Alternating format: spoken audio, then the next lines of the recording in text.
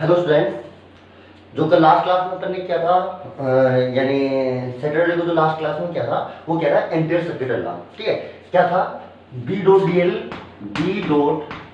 D L equal to होता था mu naught I net, net current flowing through the surface. Okay, चलिए loop कैसे लेते थे वो आपको बताया गया था। ठीक है, अब देखो जो इनफाइनाइट वायर था, इनफाइनाइट वायर कारण मैं आर डिस्टेंस पे जिसमें से आई करंट फ्लो हो रहा है, आई, अगर मुझे मैग्नेटिक फील्ड निकालना है, मैंने निकलवा भी दिया था, तो सबसे पहले जिस पॉइंट पे मैग्नेटिक फील्ड निकालना है वहां से क्या एक एम्पियर लूप पास कर लो, ये लूप पास कर लिया। कैसे पास करना है भाई, आपको सर्कुलर करना है ना, क्योंकि मैं जानता हूँ मैग्नेटिक फील्ड की डायरेक्ट, मैग्नेटिक फील्ड जो करंट कैरिंग वायर के चारों तरफ होता है वो कैसा होता है, सर्कुलर फॉर्म में ना। अच्छा जी, तो जैसे ये मैग्नेटिक फील्ड की डायरेक्शन है, तो मैग्नेटिक फील्ड की आप डीएल की डायरेक्शन में ये ले लो। सबसे पहले आप क्या बनाना है, जिस पॉइंट मैग्नेटिक फील्ड निकालना है उससे एक लूप पास करना है। लूप पास करने के बाद एक सेंस बनानी है इसके ऊपर, क्लॉकवाइज एंटी क्लॉकवाइज, वो आपकी चॉइस है। जिधर भी आप सेंस बनाओगे उस डायरेक्शन में फिंगर फोल्ड करो, तो थंब की डायरेक्शन में आने वाले सभी करंट पॉजिटिव, अपोजिट डायरेक्शन में आने वाले सभी करंट नेगेटिव लेने हैं। तो बी डॉट डीएल की बात करूंगा, क्या मैं सिमेट्री से बोल सकता हूँ कि देखो बी डॉट डीएल में बी डीएल कोस, क्या हर जगह थीटा तो जीरो हो गया सर्कुलर लूप लेते ही, और मैं सिमेट्री से ये भी बोल सकता हूँ कि जो बी है ये हर पॉइंट पे क्या होगा, सेम होगा, है ना। हर पॉइंट इस वायर से आर डिस्टेंस पे तो है, इक्वल टू म्यू नॉट, और नेट करंट कितना हो गया आई। तो कोस जीरो वैल्यू तो कितनी होती है 1, बी कांस्टेंट है इसलिए बाहर आ गया, तो डीएल का साइक्लिक इंटीग्रेशन बचा म्यू नॉट आई।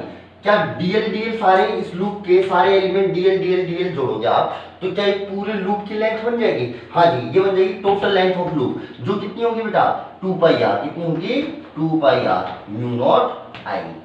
तो जो बी की वैल्यू आती है वो आती है mu naught I upon 2 pi R. Magnetic field है ना, ग्राफ भी बनाया था, बी और आई के बीच में ग्राफ कैसा आता है, स्ट्रेट, और बी और आर के बीच में जो ग्राफ आता है ये अपन कर चुके हैं लास्ट क्लास में। ठीक है, अच्छा जी, अब देखो वायर कैसा है इनफाइनाइट, पर फिर भी मैग्नेटिक फील्ड एक फाइनाइट ही आ रहा है ना। तो इनफाइनाइट वायर के कारण, अगर वायर की लेंथ इनफाइनाइट हो जाए तो उसके कारण मैग्नेटिक फील्ड इनफाइनाइट नहीं होता, मैग्नेटिक फील्ड फाइनाइट ही आता है। चलिए जी, एक अच्छा क्वेश्चन करते हैं, आपकी एनसीईआरटी में रखा सोल्ड एग्जांपल है ना, इंपॉर्टेंट क्वेश्चन है, एग्जामिनेशन पॉइंट ऑफ व्यू से भी देखिए। उसमें क्या बोला कि मान लीजिए एक वायर है ऐसा, लॉन्ग वायर है, लॉन्ग वायर, ठीक है, जिसकी रेडियस मान लीजिए ए है, जिसकी रेडियस कितनी है ए, और इसमें से करंट फ्लो हो रहा है आई, और ये करंट यूनिफॉर्मली डिस्ट्रीब्यूटेड है इस पूरे क्रॉस सेक्शन पे ना, यूनिफॉर्मली डिस्ट्रीब्यूट हो रहा है, ये पूरा आई करंट इसमें से इधर जा रहा है। तो मैंने कहा आपको मैग्नेटिक फील्ड बताना है, बी बताना है, कहाँ कहाँ पे, ये जो इसके एक्सिस है इस वायर की, इस एक्सिस से आर डिस्टेंस पे मैग्नेटिक फील्ड बताना है, कितने डिस्टेंस पे, आर पे।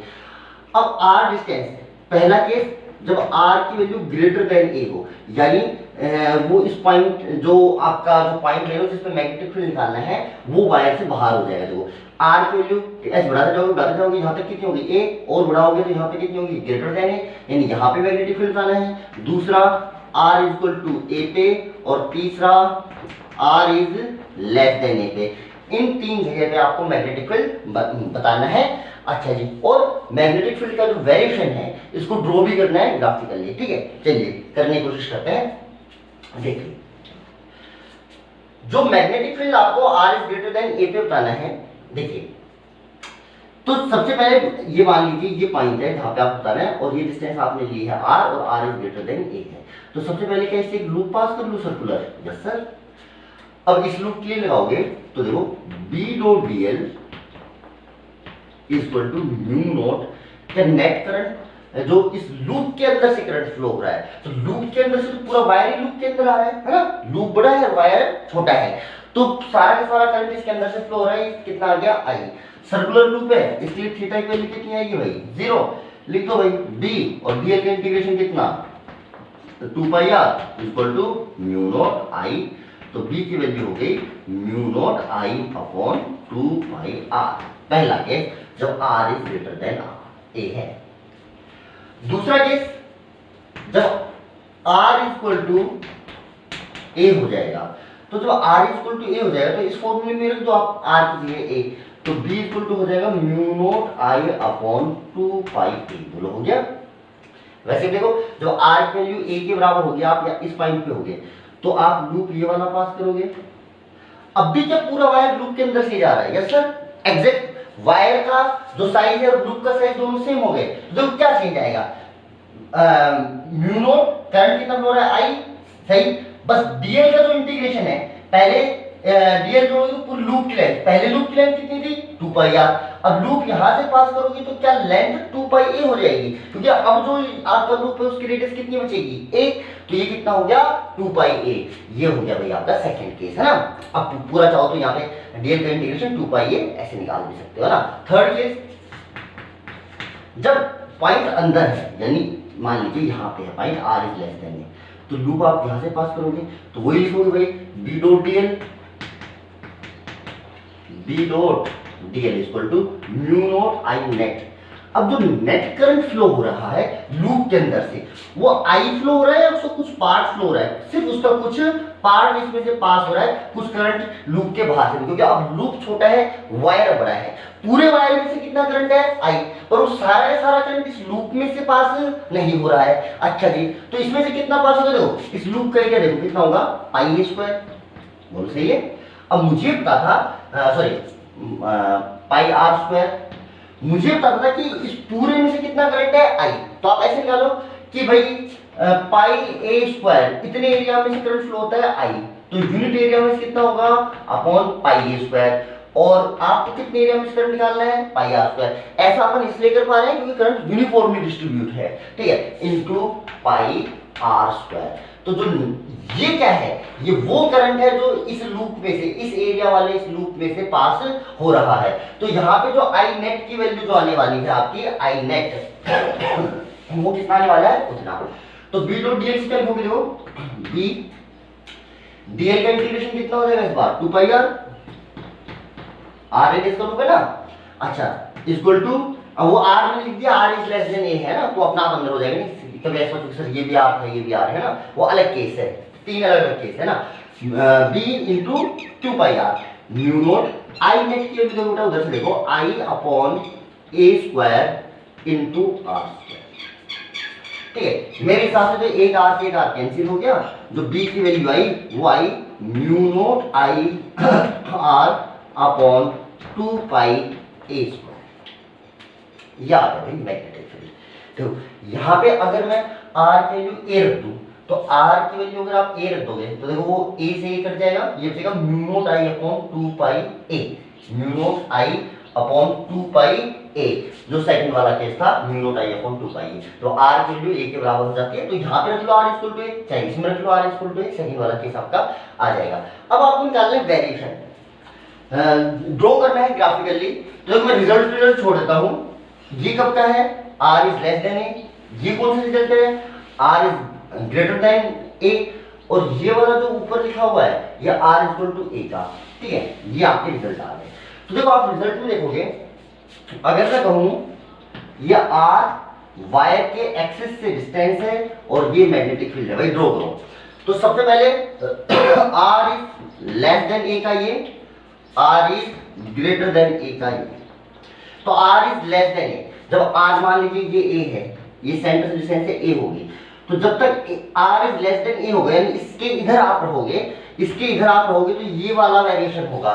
तो सबसे पहले देखो आर की वैल्यू 0 रखो, तो 0 रखते हैं मैग्नेटिक फील्ड 0, तो जब आर की वैल्यू 0 होगी तो मैग्नेटिक फील्ड भी 0, यानी ग्राफ चालू होगा यहां से।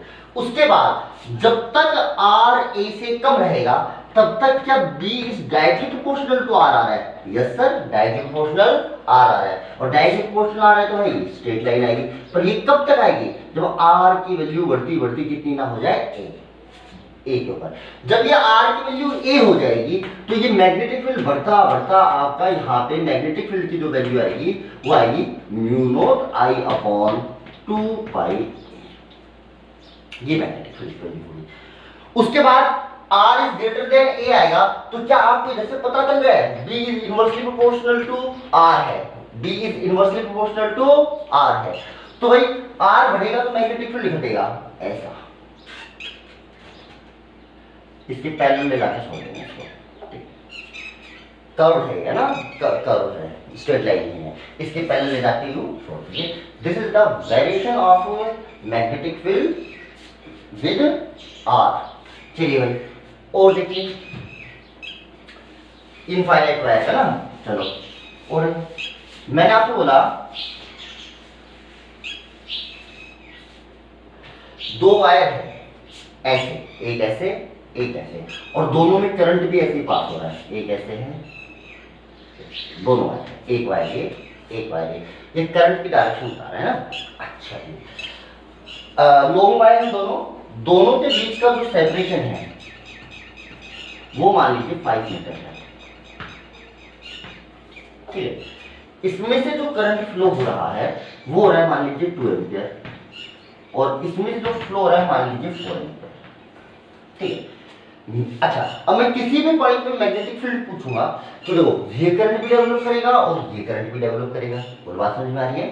अच्छा जी अब अगर बिटवीन दीज वायर की मैं बात करूं तो जैसे मान लो इस पॉइंट की बात करूं मैं, तो इस वाले वायर का जो मैग्नेटिक फील्ड आएगा क्या नीचे की तरफ आएगा, तो करंट की डायरेक्शन में थंब नीचे की तरफ है ना। अच्छा इस वायर का देखूं तो करंट की डायरेक्शन में थंब, पॉइंट की डायरेक्शन में फिंगर ऊपर आएगा, इसको मैं वायर 1 बोल देता हूं, इसको वायर 2।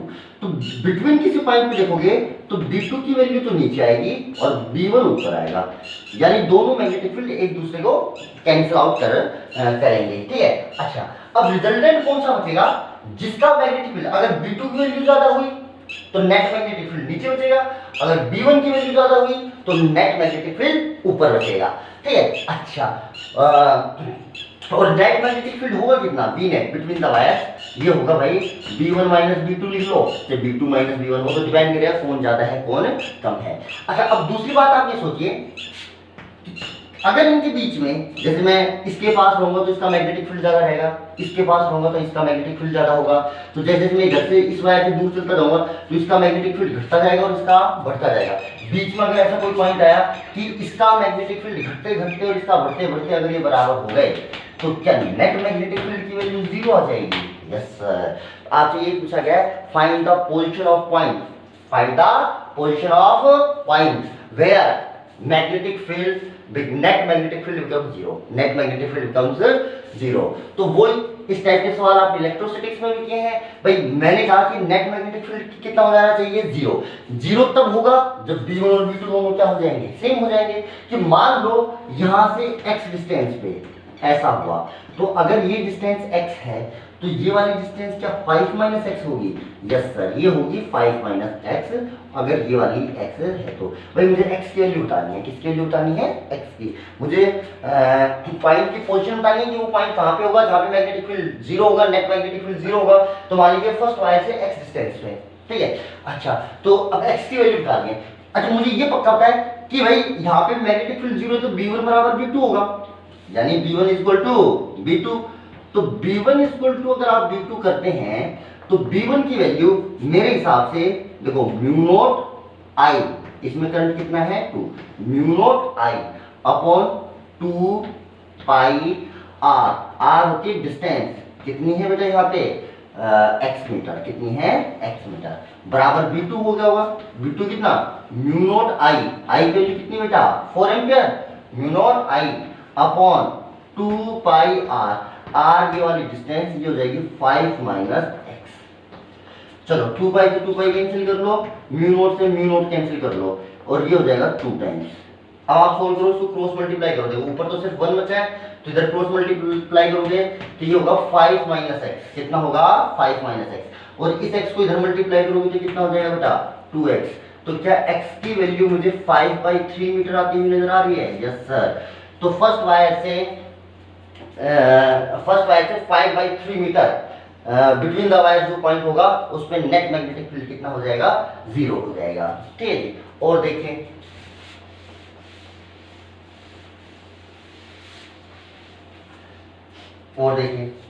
मान लीजिए 2 वायर है, ये 2 वायर है, ठीक है। ये इसमें करंट है 2 एम्पियर और इसमें भी है 2 एम्पियर, ठीक है, करंट बाहर की तरफ आ रहा है, डॉट बनाया मैंने ना, ये वायर के बीच का गैप है ये, इसका जो मिड पॉइंट है, एग्जैक्ट मिड पॉइंट, उसके परपेंडिकुलर बाइसेक्टर पे 4 मीटर की दूरी पे, ये डिस्टेंस है 3 मीटर, ये है 3 मीटर, तभी तो परपेंडिकुलर बाइसेक्टर बनेगा ना, मिड पॉइंट से पास होगा, तो जितना इधर उतना इधर। ऐसा आपको डायग्राम दिया है कि एक वायर से 2 एम्पीयर करंट इधर जा रहा है, एक वायर से 2 एम्पीयर करंट इधर जा रहा है, वायर आपका लॉन्ग है, लॉन्ग वायर है, ठीक है। अच्छा, तो इनके जो मिड पॉइंट से जो परपेंडिकुलर बाइसेक्टर निकल रहा है, इस पे 4 मीटर की डिस्टेंस पे आपको मैग्नेटिक फील्ड दिखाना है इस पॉइंट पे। तो सबसे पहले तो मैग्नेटिक फील्ड देखो, पहली बात तो ये वाला वायर और ये वाला वायर जो भी मैग्नेटिक फील्ड जनरेट करेंगे क्या इक्वली करेंगे? यस सर, तो दोनों में करंट भी सेम है और दोनों का यहाँ से डिस्टेंस भी सिमेट्रिक। अगर यहाँ पे एक लाइन खींचूं, यहाँ पे एक लाइन खींचूं, ट्रायंगल बनेगा ना,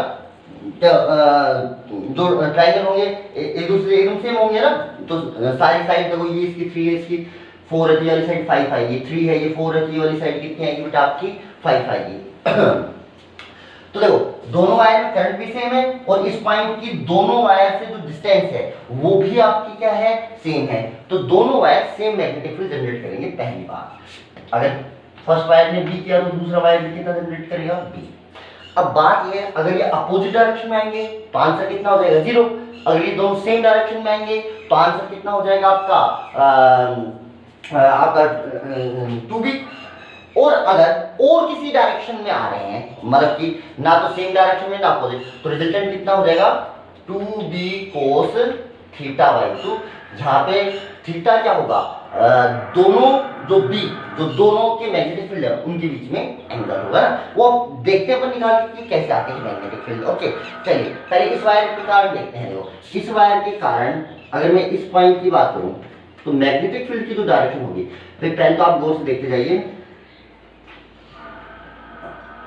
ये 3 है, ये 4 है, तो क्या ये साइड 5 मीटर होगी? Yes sir. अच्छा, और ये वाला जो एंगल है ये होगा 53 और ये वाला एंगल कितना होगा भाई 37। अच्छा, मैग्नेटिक फील्ड की डायरेक्शन देखना भाई, थोड़ा सा ध्यान से ना, क्वेश्चन जनरली एक बच्चा गलती करता है, बताऊंगा अभी।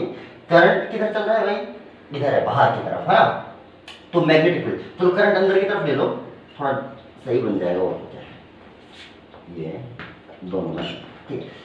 अच्छा, इसमें अंदर की तरफ करंट जा रहा है और पॉइंट की डायरेक्शन में इस लाइन के अलोंग तुमने फिंगर की, तो मैग्नेटिक फील्ड जो आया वो आया परपेंडिकुलर टू पाम, यानी इस लाइन के ऊपर परपेंडिकुलर। तो ये लाइन मैं अभी खींच रहा हूं, तो ऐसे ये आएगा बी मैग्नेटिक फील्ड। और क्या ये टोटल एंगल 90 डिग्री होगा? यस सर, पाम के परपेंडिकुलर। तो ये वाला जो एंगल होगा बेटा, ये वाला एंगल, ये एंगल होगा आपका 53 डिग्री। समझ में? अच्छा, दूसरा इस वायर का क्या निकालोगे, देखो ये डिस्टेंस वही होगी 5, ठीक है। अच्छा, ये लाइन और ये लाइन देखो अलग अलग है भाई, ध्यान ध्यान से देखना ना, क्योंकि देखो ये लाइन कितने डिग्री, ये 37 है, तो ये भी कितना होगा 37। तो ये वाली लाइन तो 37 डिग्री पे है और ये वाली कितनी है 53 पे। अगर 53 है, मान लो ये एंगल 37 आता और ये इस लाइन पे आ जाता मान लो, देन ये दोनों सेम होते ना, तो दोनों लाइन अलग अलग हैं। अब इसके कारण मैग्नेटिक फील्ड देखोगे तो करंट की डायरेक्शन आपने थंब किया और इस लाइन पॉइंट की तरफ आपने फिंगर की, तो परपेंडिकुलर, यानी इस वाली लाइन के परपेंडिकुलर की,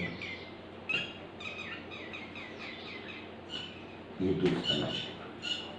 अच्छा, ये एंगल देखो 90 है इन दोनों के बीच में, ये इसके तो परपेंडिकुलर कितना है, ये एंगल आपका 90 डिग्री है। चलो जी, उस अगर मैं यहाँ पे एक हॉरिजॉन्टल लाइन खींच दूं, एक हॉरिजॉन्टल लाइन, ठीक है।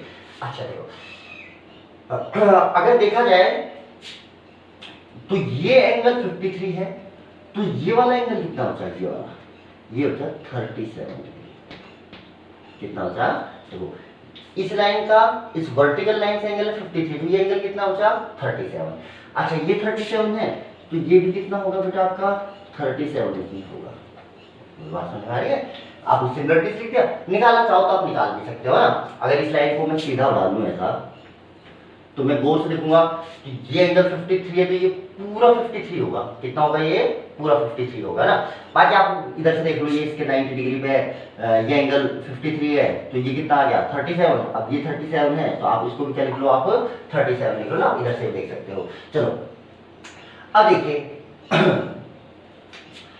कि दो मैग्नेटिक फील्ड है तो एक तो रिजल्टेंट दोनों का बीचों बीच आएगा और कितना आएगा बी नेट, कितना आएगा 2b cos थीटा बाई 2। अच्छा 2b, b के लिए बाद में लिख करेंगे भाई 2b cos theta by 2, theta by 2 क्या दोनों b के बीच में जो एंगल है उसका आधा, तो इन दोनों के बीच में एंगल कितना है 37 और 37, इसका हाफ करोगे क्या 37 बचेगा, यस सर। तो थीटा बाई 2 की जो वैल्यू आएगी वो आएगी 37 डिग्री, कितनी आएगी 37 डिग्री, ओके। और cos 37 की वैल्यू कितनी होती है 2b cos 37 होता है 4/5, तो आंसर आ गया 8/5 बोलो आया। अब b की वैल्यू रख दो, इस पॉइंट पे मैग्नेटिक फील्ड इस वायर कारण होता है, इस वायर कारण ना कोई सा भी लो मैग्नेटिक फील्ड। अच्छा मैंने लिखा तो कितना होगा म्यू नॉट आई की वैल्यू कोई सा वायर ले लो भाई 2 एम्पीयर आ रहा है अपॉन 2 पाई आर, आर आएगी बेटा वायर से पॉइंट की जो डिस्टेंस है शॉर्टेस्ट डिस्टेंस वो कितनी आएगी 5 मीटर, इस वायर से पॉइंट कितना दूर है 5, कितना दूर है 5, तो नीचे आएगा 5, 2 से 2 कैंसिल हो गया। अब लिख दो यहाँ पे वैल्यू कितनी आ गई 8/5 बी की वैल्यू कितनी म्यू नॉट अपॉन 5 पाई, 5 × 5 25 कर लो यहाँ पे 25 पाई। चाहो तो म्यू नॉट की वैल्यू रख सकते हो, चाहो तो यहाँ छोड़ना चाहो तो यहाँ पे भी छोड़ सकते हो। ये आ गया आपके पास नेट मैग्नेटिक फील्ड, क्या आ गया नेट मैग्नेटिक फील्ड वैल्यू, चाहो तो ये रख लो 4 पाई × 10⁻⁷ यहाँ पे रख लो, आपका आंसर वैसे आ जाएगा न्यूमेरिकल वैल्यू आ जाएगी आपकी, ठीक है। और यहाँ छोड़ दो, बात समझ में आ रही है। हाँ कई बार बच्चा क्या करता है इनको इस लाइन को सेम लाइन मान लेता है ना, तो ये एंगल 53 होता है तो उसकी ये वाला एंगल 53 लगने लग जाता है ना, जबकि ऐसा है नहीं है, दोनों लाइन सेम नहीं है, स्ट्रेट लाइन नहीं है, वो ये वाली लाइन तो इस वाली लाइन के परपेंडिकुलर है और ये वाली लाइन भी आप क्या अलग अलग ये लाइन तो ना। अच्छा जी और देखिए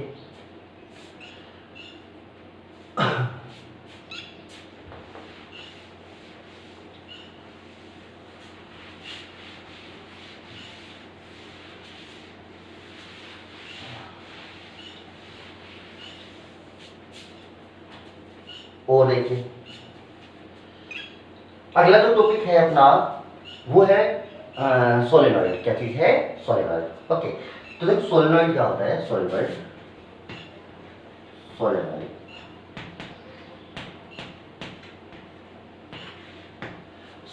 हाँ सोलेनॉइड एक ऐसी डिवाइस है जो यूनिफॉर्म मैग्नेटिक फील्ड जनरेट करने के काम आते हैं। Solenoid is a device which is used to generate uniform magnetic field. अच्छा सोलेनॉइड स्ट्रक्चर वाइज अगर देखा जाए तो ऐसा होता है कि एक करंट कैरिंग जो वायर होता है, अगर मैं उसको एकदम पास में टर्न लगा दूं उसमें है ना, तो क्या एक सिलेंड्रिकल स्ट्रक्चर बन जाएगी। जैसे मान लो आपकी पेन वाली स्प्रिंग आती है, आप उसको यूं एकदम यूं दबा दो, सारे टर्न एकदम एक दूसरे के चिपक जाएंगे, तो क्या एक सिलेंड्रिकल स्ट्रक्चर बन जाएगी, यस सर। हाँ तो अगर किसी current carrying insulated wire, insulated का मतलब जो एक दूसरे से टच नहीं करते, हाँ वैसे टच कर रहे हैं फिजिकली तो यूं, बाकी इलेक्ट्रिकली एक दूसरे से टच में नहीं है, लैमिनेशन चढ़ा हुआ है ना, जैसे आपने वायरिंग वगैरह देखी होगी मोटर्स के अंदर है ना, तो वायर वैसे फिजिकली तो टच रहते हैं पर इलेक्ट्रिकली उनको इंसुलेट कर दिया जाता है, एक दूसरे से कांटेक्ट में नहीं आते वो है ना। ऐसे ही एक करंट कैरिंग इंसुलेटेड वायर को अगर मैं क्लोज टर्न लगा के एकदम क्लोज टर्न लगा के एक सिलेंड्रिकल स्ट्रक्चर बना दूं, कि ये सिलेंड्रिकल स्ट्रक्चर मेरी जो कहलाएगी वो कहलाएगी सोलेनॉइड। क्या कहलाएगी सोलेनॉइड, ठीक है। अगर किसी करंट कैरिंग इंसुलेटेड वायर से मैं क्लोज टर्न लगा के एक सिलेंड्रिकल स्ट्रक्चर बना देता हूं, तो ये सिलेंड्रिकल स्ट्रक्चर आपकी कहलाती है सोलेनॉइड, ठीक है। Solenoid is a cylindrical structure which is formed by winding close turn off A insulated current carrying wire, ठीक है। काम क्या है यूनिफॉर्म मैग्नेटिक फील्ड जनरेट करना। अब ये कितना मैग्नेटिक फील्ड जनरेट करेगी, किस डायरेक्शन में जनरेट करेगी, वो सब अभी अपन देखने वाले हैं। देखो है क्या सोलेनॉइड, करंट कैरिंग लूप भी तो इसमें बहुत ज्यादा। क्या एक लूप के कारण आप मैग्नेटिक फील्ड जानते हो, यस सर। कितना होता है म्यू नॉट, जो एक सिंगल लूप होता है, इसके एक्स दूरी पे अगर मैं मैग्नेटिक फील्ड आपसे पूछूं तो कितना होगा mu naught I R upon R square upon 2 R square plus X square की पावर 3/2।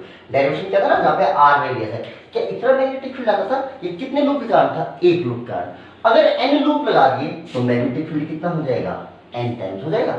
अच्छा, मान लीजिए यहां से यहां तक जो ये सोलेनॉइड है, ये सोलेनॉइड में नंबर ऑफ टोटल टर्न है एन। टोटल टर्न कितने हैं? एन, और इसकी लेंथ मान लो एल है। तो अगर मैं कहूं कि सर एक मैग्नेटिक फील्ड इतना जनरेट करेगा, सोलेनॉइड में एन टर्न्स हैं, तो मैग्नेटिक फील्ड इतना हो जाएगा, तो गलत है। क्यों? क्योंकि देखो इसके अंदर अगर मैं यहाँ पे एन टर्न लगा रहा हूँ ऊपर नीचे, तो क्या हर टर्न इस पॉइंट से एक्स डिस्टेंस पे है? यस, इसलिए एन टाइम्स हो रहा है। अब मैं जैसे यहाँ पे पॉइंट लूंगा, वो इस वाले टर्न से तो अलग डिस्टेंस पे, इस वाले से अलग डिस्टेंस पे, इस वाले से अलग डिस्टेंस पे, इससे अलग डिस्टेंस, तो सभी लूप इस गिवन पॉइंट, जैसे मैं इसके अंदर कोई एक पॉइंट चूज करूं, इस गिवन पॉइंट के ऊपर जो मैग्नेटिक फील्ड जनरेट करेगा हर लूप, वो सारे loop same magnetic field generate नहीं करेंगे, क्योंकि हर लूप से इसकी डिस्टेंस वही क्या है? अलग अलग है, तो सभी सेम मैग्नेटिक फील्ड जनरेट नहीं कर रहे हैं। अच्छा, अब कैसे करें? अब इंटीग्रेशन से होगा। पहले इस पूरे सोलेनॉइड को स्मॉल स्मॉल एलिमेंट्स में तोड़ दो, ऐसे छोटा सा एलिमेंट लो। अब इस एलिमेंट के कारण यहाँ पे निकालो मैग्नेटिक फील्ड, और जब ये मैग्नेटिक फील्ड आप लिख लो, तब आप इसका क्या कीजिए? इंटीग्रेशन। क्या कीजिए? ऐसे छोटे से यहाँ पे एक रिंग टाइप का कट कर लीजिए, उस रिंग के कारण यहाँ पे आप मैग्नेटिक फील्ड लिखिए, इस छोटी सी रिंग के कारण छोटा सा मैग्नेटिक फील्ड, फिर आप इंटीग्रेट कर दीजिए, तो पूरी सोलेनॉइड के कारण मैग्नेटिक फील्ड आ जाएगा। ये निकालने का तरीका था, ठीक है। ये इंटीग्रेशन मेथड से मैं निकलवा दूंगा आपको। फिलहाल जो अपन निकालने वाले हैं, वो निकालने वाले हैं एम्पियर्स रूल से। किसे निकालने वाले हैं? एम्पियर रूल से। एम्पियर रूल से बहुत आसानी से निकल जाता है, मुझे इसके एलिमेंट बनाना इतना ये काम करना नहीं पड़ता, बहुत आसानी से मैं मैग्नेटिक फील्ड निकाल पाता हूँ एम्पियर रूल लगा के। तो पहले मैं आपको एम्पियर रूल से निकालना सिखा देता हूँ, उसके बाद वो इंटीग्रेशन मेथड से कैसे निकालते हैं, उस इंटीग्रेशन मेथड से भी आपको एक चीज पता चलेगी, वो मैं आपको न्यूमेरिकल वाइज करा दूंगा, है ना। चलिए जी, अब वो solenoid solenoid is a cylindrical structure having large number of closely wound loops of insulated current carrying wire। चलिए, अगर मैं कहूं कि ये मान लीजिए ये सोलेनॉइड है, इसके ऊपर नंबर ऑफ टर्न ऐसे लगे हुए हैं, ऐसे, फिर ये पीछे से आएगा, फिर ऐसे, फिर ऐसे, फिर ऐसे, फिर ऐसे, फिर ऐसे।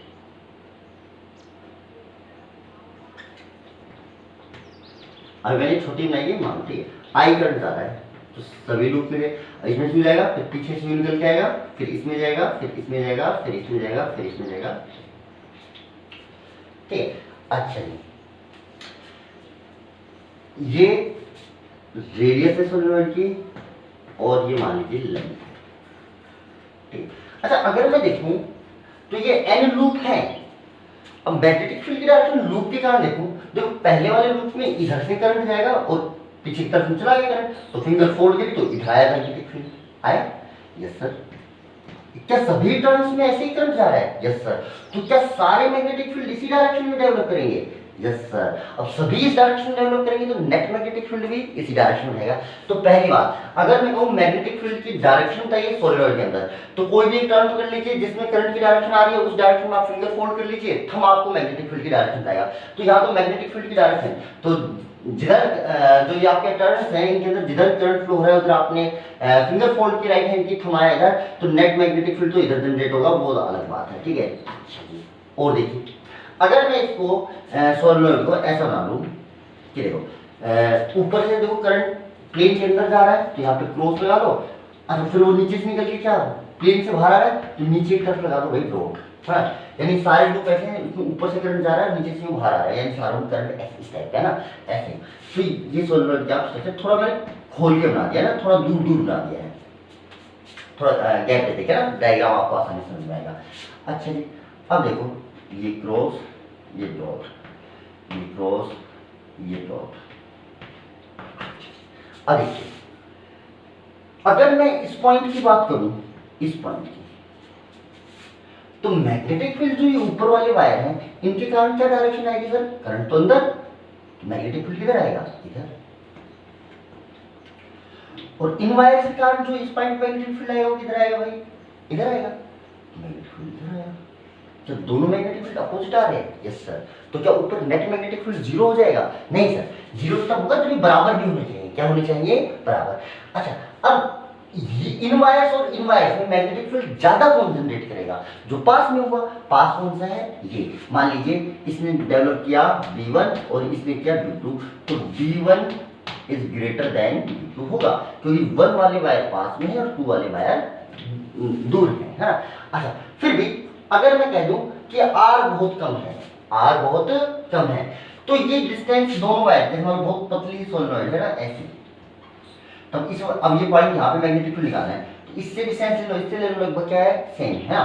तो अगर रेडियस बहुत कम हो लेंथ के कंपैरिजन में, तो मैं ये कह सकता हूँ कि B1 is almost equal to B2। B1 is almost equal to B2। क्या B1 is equal to B2 है? नहीं। क्या B1 is almost equal to B2 है? तो जो B नेट होगा क्या वो लगभग जीरो होगा? Yes sir. और कैलकुलेशन वाइज मैं उसको जीरो मान सकता हूँ। किसको? मैग्नेटिक फील्ड को। क्या वास्तविकता में जीरो होता है बाहर? नहीं, बट लगभग जीरो रहता है ना। अच्छा, इनसाइड किसी पॉइंट की बात करूं, इधर अंदर, तो अंदर जो इन वायर से करंट बाहर है, तो मैग्नेटिक फील्ड किधर आया भाई? इधर। और इन वायर से करंट अंदर है, तो मैग्नेटिक फील्ड किधर आया? इधर। क्या ऊपर वाले वायर और नीचे वाले वायर क्या सेम डायरेक्शन में मैग्नेटिक फील्ड जनरेट कर रहे हैं? Yes sir. और अगर ये सेम डायरेक्शन में मैग्नेटिक फील्ड जनरेट कर रहे हैं, तो मैग्नेटिक फील्ड आपस में ऐड होंगे, और जो नेट मैग्नेटिक फील्ड जनरेट होगा वो इस डायरेक्शन में होगा, जो अपन इस रूल से भी निकाल सकते थे। और बात समझ में आई? ऐसे ही इधर वाले किसी पॉइंट की बात करूं, तो इधर वाले पॉइंट के लिए देखो, इन वायर्स में देखो करंट किधर है? बाहर की तरफ, तो मैग्नेटिक फील्ड किधर आएगा? इस डायरेक्शन में। और इन वायर के कारण करंट अंदर है, तो मैग्नेटिक फील्ड किधर आएगा? इधर। तो क्या वापस से ये दोनों मैग्नेटिक फील्ड एक दूसरे को कैंसिल करना चाहते हैं? Yes sir.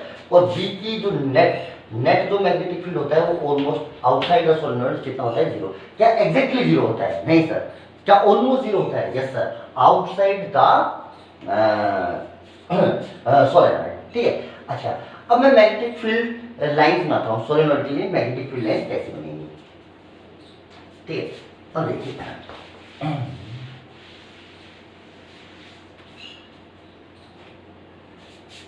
ये सोलेनोइड जिसमें ऊपर वाले टर्न्स में से आपने मान लीजिए करंट ऐसे,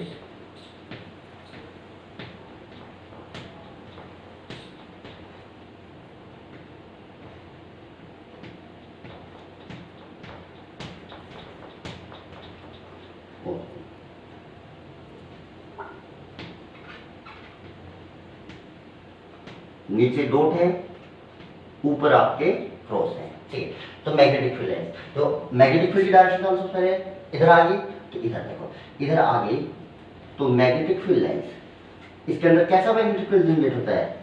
यूनिफॉर्म। वो तो अपन जब रिजल्ट निकालेंगे तब आपके पास प्रूव हो जाएगा, पर मैंने आपको बताया कि यूनिफॉर्म मैग्नेटिक फील्ड जनरेट करती है ना मिडिल सेक्शन में ना, एंड्स में थोड़ा सा कम हो जाता है, ऐसे बनाइए आपने। अच्छा, अब मैग्नेटिक फील्ड लाइंस की डायरेक्शन सर ये वाली। क्या मैग्नेटिक फील्ड लाइंस हमेशा क्लोज लूप में मिलते हैं? Yes sir, magnetic field lines कैसे होती है? हमेशा क्लोज लूप में। अच्छा, तो ये लाइन ऐसे जाएंगे, देखो बाहर की तरफ जाते हुए डाइवर्ज होंगी, ये घूम के आई ये अंदर, ठीक, ये लाइन।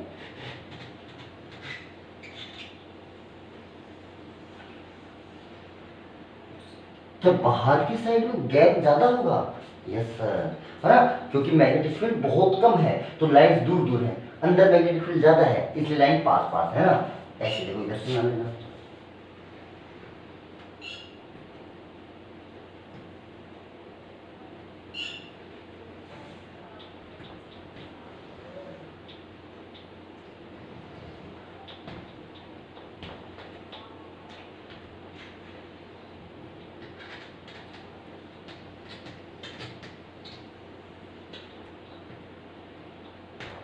तो ये लाइन जो इनसाइड द सोलेनोइड है, ये पैरेलल लाइंस हैं एक दूसरे के, यानी मैग्नेटिक ये डिनोट करते हैं कि मैग्नेटिक फील्ड यूनिफॉर्म होगा। मैग्नेटिक फील्ड कैसा होगा? यूनिफॉर्म। ठीक है।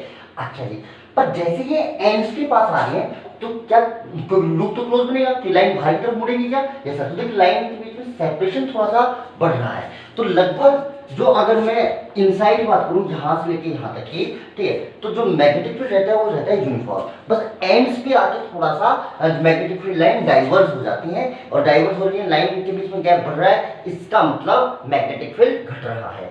तो जब पूरे सोलेनोइड के अंदर यूनिफॉर्म मैग्नेटिक फील्ड जनरेट होता है, नहीं सर, जो मिडिल सेक्शन होता है वहां पे यूनिफॉर्म मैग्नेटिक फील्ड होता है, एंड्स पे आके थोड़ा सा मैग्नेटिक फील्ड कम हो जाता है। कितना कम हो जाता है वो थोड़ी देर बाद देखेंगे, ठीक है। ये और ये आपके पास मैग्नेटिक फील्ड लाइन किसकी, सोलेनोइड की। अब सोलेनोइड के कारण कितना मैग्नेटिक फील्ड जनरेट होता है ये देखिए।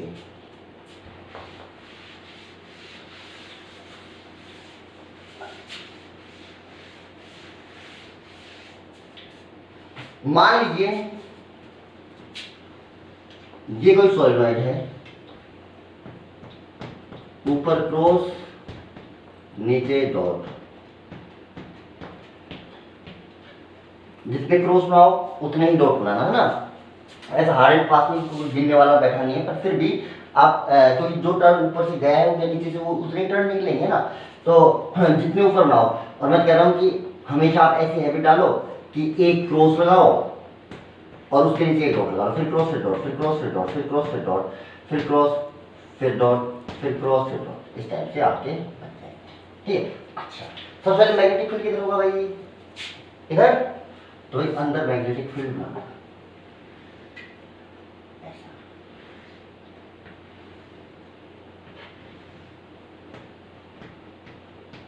मान लो ये लाइन अभी बाहर के लिए क्लोज हो जाएंगे, वो बात क्या होता है, ये मैंने सिर्फ मिडिल सेक्शन बनाया है इसका ना, सोलेनोइड का मिडिल सेक्शन है ना।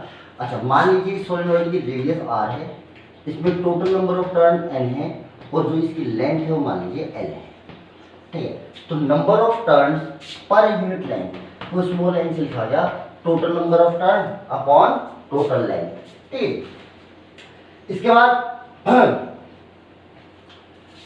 जो number of turn per unit length, ठीक है। मान लीजिए जो वायर है सोलेनोइड के, इसमें जो करंट फ्लो है वो है I। अब मुझे सोलेनोइड के अंदर मैग्नेटिक फील्ड निकालना है, तो मैं जनरल पॉइंट पे निकालता हूँ, इस पॉइंट पे, ये पॉइंट है मान लीजिए P, ठीक है। और ये पॉइंट ऐसा माना कि ये h डेप्थ पे है, कितनी डेप्थ पे है, h पे। तो h की वैल्यू अगर आप स्मॉल r रख देंगे, स्मॉल r, तो क्या ये इसके सेंटर पे आ जाएगा, यस सर। क्या फिलहाल ही सेंटर पे है, नहीं, अभी सेंटर पे नहीं, जनरल एक पॉइंट किया गया है ना। अच्छा, अब देखिए, अब इस पॉइंट में मैग्नेटिक फील्ड निकालना है, तो सबसे पहले भाई इसमें एक लूप सेलेक्ट करो, है ना, एम्पियर रूल के अकॉर्डिंग मैं निकालना चाह रहा हूँ, तो एक लूप सेलेक्ट करो ना। अब वो लूप कैसा लेना है, भाई देखो, अब यहाँ पे सर्कुलर लूप ले लोगे, तो देखो मैग्नेटिक फील्ड नीचे से है, अब सर्कुलर लूप लोगे तो क्या हर पॉइंट पे देखो डीएल की डायरेक्शन चेंज होती जा रही है। अगर यहाँ पे डीएल और बी में एंगल देखोगे तो क्या जीरो है, यस सर, पर यहाँ पे डीएल की डायरेक्शन तो अलोंग द लूप हो जाएगी, और ये मैग्नेटिक फील्ड क्या डायरेक्शन चेंज होती जाएगी, तो पॉइंट टू पॉइंट क्या चेंज होगा बेटा, थीटा चेंज होने लग जाएगा। और थीटा चेंज होने लग गया तो थीटा इंटीग्रेशन से बाहर नहीं आएगा, और आप इंटीग्रेशन आसानी से नहीं कर पाएंगे। तो देखो जो लूप लिया गया वो मैं थोड़ा दिमाग लगा के लिया गया, इससे एक लूप पास किया गया इस पॉइंट से, और उसको ऐसे लिया गया स्ट्रेट लाइन। क्या इस पूरी लाइन के लिए थीटा की वैल्यू जीरो आएगी, यस सर, हाँ, जिधर मैग्नेटिक फील्ड है उधर ही आपने लाइन ले ली। पर जब लूप तो आपको क्लोज लेना है, कैसे लेना है, क्लोज। अब क्लोज लेना है तो कभी ना कभी तो मोड़ना पड़ेगा ही। अब मोड़ा तो कैसे, इसको एकदम ऐसे मोड़ा, तो क्या इस पार्ट के लिए थीटा जीरो है, और क्या इस वाले पार्ट के लिए थीटा 90 डिग्री हो जाएगा, यस सर, और 90 है तो cos 90 वैल्यू होती है जीरो। अब देखो क्या ये यहाँ से यहाँ तक इंटीग्रेशन हो सकता है बी डॉट डीएल का, यस सर, क्योंकि यहाँ से यहाँ तक थीटा फिक्स है, तो यहाँ से यहाँ थीटा फिक्स है, यस सर, कितना है बेटा 90 डिग्री, हाँ। और जो ये आउटसाइड पार्ट है इसके लिए तो तुम बी जीरो भी मान सकते हो, और जो इस वर्टिकल लाइन का जो इनसाइड पार्ट है इसके लिए आप थीटा कितना है 90, तो थीटा 90 है तब भी बी डॉट डीएल कितना होने वाला है जीरो, और जब बी जीरो है तब भी बी डॉट डीएल कितना होने वाला है जीरो, यानी इस वाली लाइन के लिए बी डॉट डीएल जीरो होगा। फिर भाई इधर से एक लाइन, अब क्या इस वाली लाइन के लिए बी जीरो मान सकते हो, यस सर, प्रैक्टिकली अगर मैं देखूं वैल्यू तो आप क्या मान सकते हो भाई, बी को लगभग जीरो मान सकते हो आउटसाइड द सोलेनोइड, हाँ, विदाउट मच एरर, ठीक है। उसके बाद ये वापस चल लो भाई, ये वापस से थीटा हो गया ना, इसको नाम दे दो ए बी सी डी। क्या लूप क्लोज हो चुका है, यस सर, लूप क्लोज हो चुका है।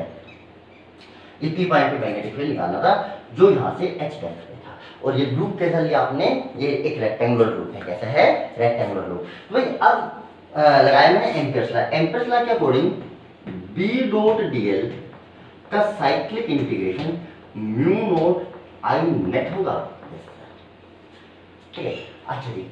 अरे लूप पे सेंस बनाओ सबसे पहले। तो भाई मान लो मैंने ये सेंस बना लिया, तो जो अंदर की तरफ करंट आ रहे हैं वो सारे कैसे लेने पड़ेंगे? पॉजिटिव। इसमें तो जितने करंट जा रहे हैं अंदर की तरफ जा रहे हैं तो टोटल करंट कितना लिया जाएगा? पॉजिटिव लिया जाएगा। चलिए डी डॉट डीएल की बात कर रहे हैं, तो सबसे पहले डी डॉट डीएल में सबसे पहले बी डॉट डीएल पूरे लूप के लिए, तो मैंने कहा सर सबसे पहले बी डॉट डीएल कर लिया। आप मैं ऐसे लिख लीजिए इसको, बी डॉट डीएल। ये कहां से बेटा? डी से, ठीक है, डी लाइन के लिए यहाँ लिख दो, प्लस बी डॉट डीएल ये लाइन ए बी के लिए, प्लस बी डॉट डीएल ये लाइन किसके लिए? बी सी के लिए, प्लस बी डॉट डीएल ये किसके लिए बेटा? सी डी के लिए। तो डी से चालू हुए डी पे पहुंच गए, क्या लूप क्लोज हो चुका है? Yes sir. चलिए, और अब ये पूरे क्लोज लूप के लिए आपने इंटीग्रेशन कर दिया बी डॉट डीएल का पूरे लूप के लिए, और ये कितना आएगा सर जी? ये आएगा mu naught I net current. अब नेट करंट कितना फ्लो हो रहा है? अब जितने वायर के अंदर से जा रहे होंगे, मान लीजिए आपने लूप लिया, इसकी लेंथ एल है, मान लीजिए कितनी लेंथ है? एल। तो क्या मैं ऐसे बोल सकता हूँ एल लेंथ में अगर पर यूनिट लेंथ एन वायर है पर यूनिट लेंथ, तो क्या एल लेंथ में इतने लूप बन रहे होंगे? इतनी बार वायर अंदर जा रहा होगा, और हर बार वायर कितना करंट लेके जा रहा है? आई करंट लेके जा रहा है। तो अगर आप गॉस लिखोगे तो ऐसे होगे, तो इतने तो नंबर ऑफ वायर के अंदर की तरफ जा रहे हैं, और हर वायर कितना करंट लेके जा रहा है? आई। तो टोटल कितना करंट जा रहा है? इतने wire, her wire I current लेके, तो आई नेट की, तो आई नेट की वैल्यू होगी एन एल इंटू आई। ठीक है, अच्छा, क्या डी ए पार्ट के लिए थीटा की वैल्यू वही 0 है? Yes sir. क्या ए से बी पार्ट के लिए थीटा की वैल्यू 90 डिग्री है? Yes sir. क्या बी से सी के लिए बी की वैल्यू 0 है? Yes sir. और सी डी के लिए वापस से थीटा कितना है बेटा? 90। तो देखो ये पार्ट सोल्व करने की जरूरत है नहीं क्योंकि cos 90 वैल्यू 0। ये पार्ट सोल्व करने की जरूरत है नहीं क्योंकि बी की वैल्यू 0 होती है, फिर से कितना हो जाएगा? 0। और ना ही ये पार्ट, इन पार्ट की वैल्यू आ गई 0। यानी मुझे बी डॉट डीएल निकालना है, वो सिर्फ डी ए पार्ट के लिए निकालना पड़ेगा। और डी ए पार्ट के लिए जब आप बी डॉट डीएल निकालोगे तो देखो क्या बी डीएल, और इस पूरे पार्ट के लिए थीटा की वैल्यू 0 है, और cos 0 की वैल्यू कितनी होती है? 1। तो देखो ऊपर से मैंने वेक्टर हटा दिया, डॉट प्रोडक्ट, ये है बी डीएल cos थीटा, और थीटा की वैल्यू मैं यहाँ पे 0 रख चुका हूँ, तो cos 0 की वैल्यू 1 होगी, इज इक्वल टू ये टोटल इंटीग्रेशन तो बचा इतना सा, और इधर बच गया म्यू नॉट एन एल आई। ठीक है, अच्छा भाई बी डॉट डी वायर के लिए, अगर डी वायर के लिए तुम सारे डीएल एलिमेंट जोड़ोगे, किसके लिए? इस डी वायर के लिए, डी वायर के लिए सारे डीएल एलिमेंट जोड़ोगे, तो क्या ये डी लेंथ बन जाएगी? सर। और डी लेंथ किसके बराबर होगी? एल के बराबर, रेक्टेंगुलर लूप है ना आपका, तो एल। तो जो डीएल वेक्टर का इंटीग्रेशन आएगा वो आएगा आपके पास L is equal to mu naught N L I. तो देखो एल से एल आपका कैंसिल हो गया, तो जो बी की वैल्यू है वो कितनी आती है? Mu naught N I. This the magnetic field inside the solenoid, is the magnetic field inside the solenoid. अरे कमाल की बात तो ये है, देखो जो रिजल्ट आया है T पॉइंट पे मैग्नेटिक फील्ड वो H डेप्थ से इंडिपेंडेंट है, यानी H पे डिपेंड कर ही नहीं रहा। यानी H के लिए आप कितनी ज्यादा ले लो तब भी मैग्नेटिक फील्ड वही आता, और कम ले लोगे तब भी, यानी इससे कितने भी डेप्थ पे देख लो तब मैग्नेटिक फील्ड सेम मिलेगा। Yes sir. और भाई मैग्नेटिक फील्ड, यानी मैग्नेटिक फील्ड H से इंडिपेंडेंट है, इसका मतलब मैग्नेटिक फील्ड कैसा आएगा आपका? Uniform magnetic field. Magnetic field कैसा हो जाएगा आपका? यूनिफॉर्म। तो किसी भी पॉइंट पे देखोगे result is the independent of H, तो किसी भी पॉइंट पे देखोगे inside the solenoid magnetic field क्या मिलेगा आपको? सेम मिलने वाला है। वो कितना आ रहा है? Mu naught N I, the magnetic field inside the solenoid. Okay, तो जो सोलेनॉइड का मैग्नेटिक फील्ड है वो कितनी चीजों पे डिपेंड किया भाई? इस सबसे पहले तो म्यू नॉट, म्यू नॉट की जो वैल्यू होती है वो कितनी होती है? 4 पाई × 10⁻⁷। और वो किसके लिए होती है? फ्री स्पेस के लिए। किसके लिए? फ्री स्पेस के लिए। बाकी अगर और कोई मीडियम है आपका तो म्यू नॉट भाई सब चेंज होने वाला है, ये एयर के लिए होती है भाई वैल्यू, है ना। अगर और कोई अगर मीडियम है सोलेनॉइड के अंदर तो ये होगा म्यू एन आई। कितना होगा? Mu N I. अच्छा, तो एक तो किस पे डिपेंड करेगा, magnetic field medium inside the solenoid, दूसरा number of turns per unit length, number of turns per unit length, number of turns, यानी कुल मिला के ज्योमेट्रिकल डेटा पे number of turn per unit length, यानी ज्योमेट्री पे भी डिपेंड करेगा। अच्छा, और उसके अलावा करंट पे। ठीक है, तो अगर आपको मैग्नेटिक फील्ड बढ़ाना है तो या तो number of turns per unit length बढ़ाओ, या करंट की वैल्यू बढ़ाओ, या फिर म्यू नोट की वैल्यू बढ़ाओ, यानी ऐसा मीडियम लो जिसके लिए म्यू क्या हो ज्यादा। इसमें सबसे आसान तरीका तो ये होता है ना, इसको चेंज करना। देखो जैसे आयरन के लिए म्यू की वैल्यू बहुत हाई होती है, तो अगर मैं सोलेनॉइड के अंदर एक आयरन रोड डाल दूंगा तो मैग्नेटिक फील्ड बहुत ज्यादा मैग्नेट होने लग जाएगा। दूसरा भाई number of turns per unit length, unit length पे जितने ज्यादा टर्न लगा सको, इसलिए अपन क्या करते हैं, जनरली सोलेनॉइड होती है तो कई बार उस पर लेयर से चढ़ा दी जाती है। पहले एक लेयर चढ़ा दी, फिर इसके बाद एक लेयर और चढ़ा दी। जब यूनिट लेंथ में नंबर ऑफ टर्न डबल हो गया ना, तो number of turns per unit length increase करके और लास्ट आपका ऑप्शन करंट इंक्रीज करके, इतनी चीजों पे मैग्नेटिक फील्ड डिपेंड करता है, किसका, सोलेनॉइड का। ठीक है, अच्छा जी, अब बात होती है एंड्स की। अब एंड में जाता है तो मैग्नेटिक फील्ड थोड़ा सा कम हो जाता है। मान लीजिए ये सोलेनॉइड है, ये सब कोई सेंटर पॉइंट, मैं कह रहा हूँ ये बी, और ये जो लेंथ है मान लीजिए ये एल है, ये मिड पॉइंट है, ये और ये भी एल लेंथ है, तो इधर एल तक मैग्नेटिक फील्ड और इधर ये एल, माइनस एल ये प्लस एल। तो ये magnetic field through out this length 12, length कितनी 12, इस थ्रू आउट लेंथ कांस्टेंट रहता है और इसकी वैल्यू आती है म्यू नॉट एन आई। ठीक है, पर जैसे ही एंड में जाता है एल का, तो ये मैग्नेटिक फील्ड सडनली डिक्रीज हो जाता है और डिक्रीज होके इसका जो मैग्नेटिक फील्ड होता था इसका आधा हो जाता है, यानी mu naught N I by 2, ends पे आधा हो जाता है। एंड्स पे आधा क्यों हो जाता है, ये अपन डेरिवेशन करके आपको प्रूव कराऊंगा ना कि मैग्नेटिक फील्ड एंड पे आधा होता है, पर फिलहाल समझो एंड पे जाके मैग्नेटिक फील्ड लाइंस डाइवर्स हो जाती है और मैग्नेटिक फील्ड आधा हो जाता है। ये बी का वेरिएशन है इनसाइड द सोलेनॉइड। तो अब इतना ये हो गया। ठीक है, चलिए आज का काम इतना ही काफी है। Magnetic field due to solenoid, कल इसके ऊपर न्यूमेरिकल्स कराएंगे, टोरॉइड कराएंगे। ठीक है, और अभी मैं आपको होमवर्क दे देता हूँ, घर के लिए आपको जो काम करना है, magnetic field due to solenoid integration method से इंटीग्रेशन करके magnetic field inside the solenoid निकालना है, आपको प्रूव करना है अंदर मैग्नेटिक फील्ड इतना रहता है और एंड्स पे इतना रहता है। ये आप प्रूव करने की कोशिश कीजिए ना, हो ना हो सकती कोई खास बात नहीं, वो मैं कल आपको करवाने वाला हूँ ये वाला इंटीग्रेशन, पर फिर भी एक बार आप ट्राई करके देखेंगे यहाँ तक। Okay, thank you.